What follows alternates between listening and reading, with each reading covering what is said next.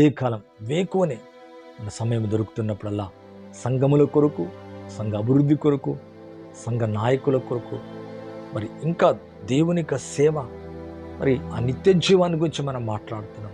ఆయన ప్రేమను మాట్లాడుతున్నాం. మతము కాదు, కులము కాదు.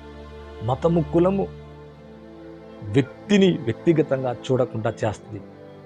మరి ద్వేషం అనేది రగులుతుంది, మనిషిని చంపుకుంటాం.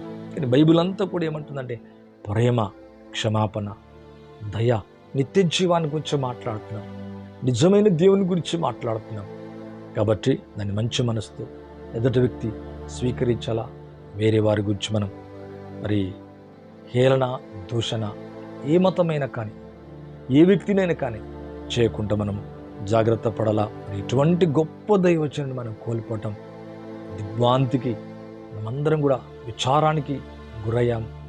అనేకులు ఆ స్థలానికి వచ్చి ఆ కుటుంబాన్ని, అక్కడ ప్రజల్ని, మరి బంధువుల్ని ఓదార్చారు, ఆదరించారు.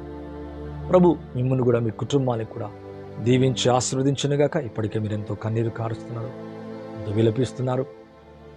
మీరెంతగానో మన కుటుంబ ఓదార్పు కొరకు ప్రార్థిస్తున్నారు. మేము కూడా వారి కొరకు ప్రార్థిస్తున్నాం.